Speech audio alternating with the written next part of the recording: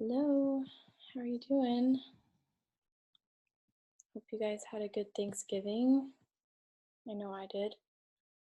I'm going to do a really quick one today. So, just to review, I've been slowly breaking down the process of how our brains work. So, we've talked about how we're presented with a circumstance and how to discern the facts from our thoughts.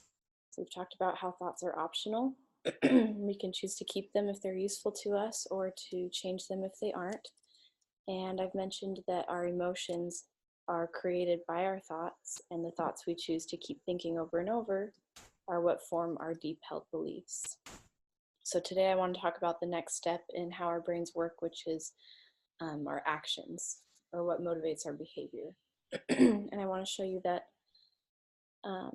why you do what you do and why changing our actions will not solve our problems as effectively as changing our thoughts. So I wanted to start out with a quick exercise. So think in your mind, what are some things that you really, really want?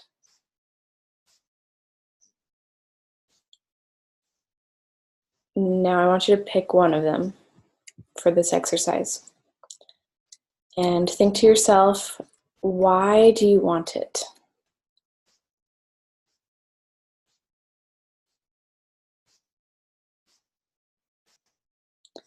And what would you feel if you had it?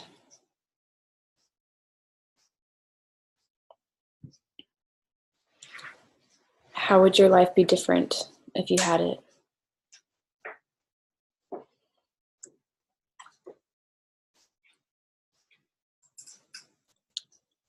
What thoughts would you think if you had that thing that you want?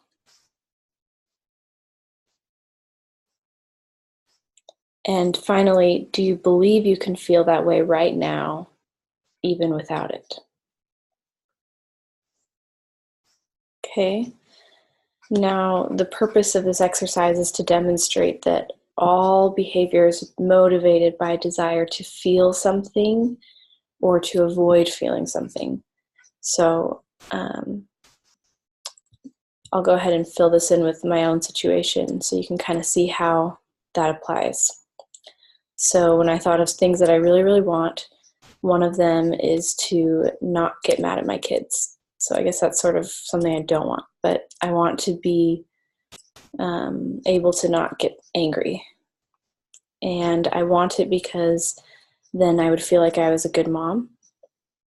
So the feeling would be maybe valuable, and my life would be different because I would have better relationships with my kids and with the rest of my family. The thoughts that I would think if I didn't get angry at my kids was that it's not a big deal. I can be patient. They're just kids. This is totally normal. But the good news is that I can believe that I'm a good mom right now, and I can believe those thoughts and think those thoughts right now, and it will help me to get to that behavior that I want. And that's true for you too. Whatever you thought of, everything that we do is just because we want to feel something. And often I think what we want to feel is love. So that's something that we can just allow ourselves to feel whenever we want to, and practice thinking the thoughts that we would allow ourselves to think if our situation were different. And then that lets us feel it now. But usually where we try to start making changes is with our action. So we feel bad and try to do something about it. For example, I feel overwhelmed, so I'm going to try to knock out my to-do list. Or I feel fat, so I'm going to try to throw out all the junk food in the house. Or I feel sad, so I'm going to get on my phone and distract myself from that negative feeling. But these actions are actually caused by our feelings and not the other way around. So they don't solve for them. Our thoughts are what are making us feel overwhelmed or sad or otherwise. And when we change our thoughts, our actions will naturally follow. And that part becomes easy. So I think this is where the real work is starting with our thoughts. If we don't, then we'll experience burnout. We'll be working from like sheer willpower to behave the way that we want to, and it won't be as authentic or as sincere. And if we can change our thoughts first, then that will all come naturally, and it won't be so difficult to push and make it happen. So on default, we're trying to change our actions. We always ask ourselves, what do I do?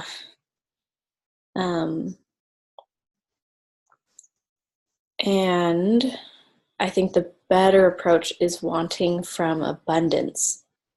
So most of us think if I want what I have, then I won't have any desire to change or to improve. It'll always stay the same. But you really don't have to dislike your current life to change it, or I don't have to dislike myself to want to change myself. And logically that makes sense, but in our subconscious, we usually kind of feel like in order to change, we have to dislike the way things are first. And that's just not true. A good example that I like of this is just because I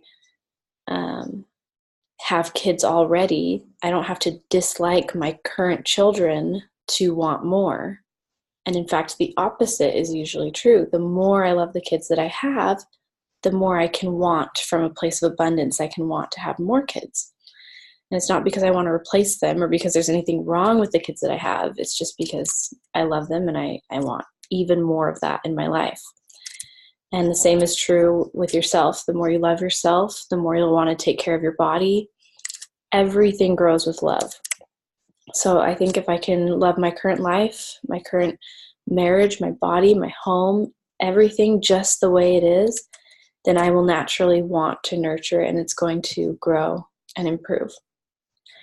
So we've gone through almost all of the steps of the model.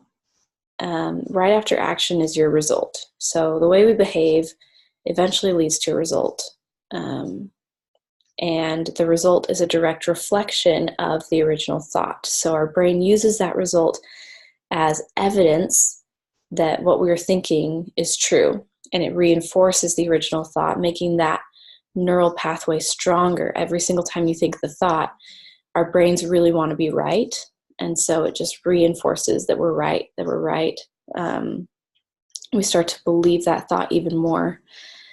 And honestly, evidence can only suggest that something is true, right? It can't actually prove it true. So you can find evidence to believe whatever you would like to believe.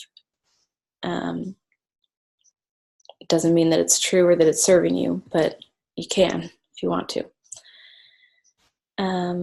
So now you guys know the model, basically all of the steps. So whenever you're filling in a model, this is a self-coaching model, you're going to fill in first the circumstance, and then your thoughts about the circumstance, or your thought. If you're doing a model, it's usually good to just work on one thought at a time.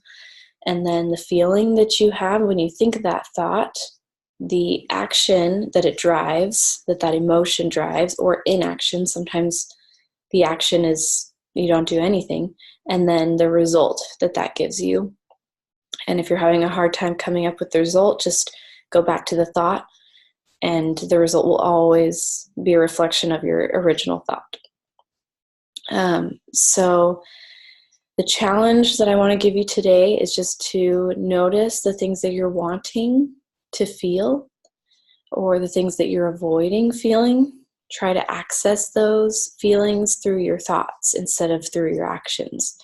So first you want to get some awareness of what you want and what you avoid and what you want to feel in general. And then you can start coming up with some new thoughts that will help you feel the way you want to now, that will drive the action that you want and will motivate you to get the results that you want very easily as you keep practicing thinking those thoughts. And that's really all I have today. I just wanted to quickly finish going through the model so that you start to know how to plug in each of the steps, the 5 steps. So the shortcut to remembering this is CTFAR, circumstance, thought, feeling, action, result. And you can just write when you are doing a model, doing thought work, you'll write out your current model, what your brain is doing on default or unintentionally, and then you will write a new model, which is what you're trying to get to. It's your intentional model. And then you practice thinking the thoughts in your intentional model until those become the default. And honestly, if you do it 100 times, probably will become default.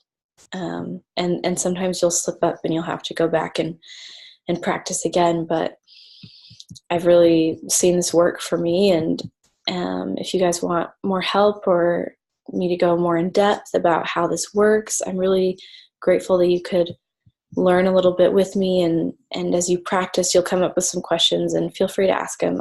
I love talking about this stuff, and I'm glad I could do this little webinar for a few weeks to kind of show you how it works more in depth. So let me know what questions you have, and thanks for listening. You guys are awesome.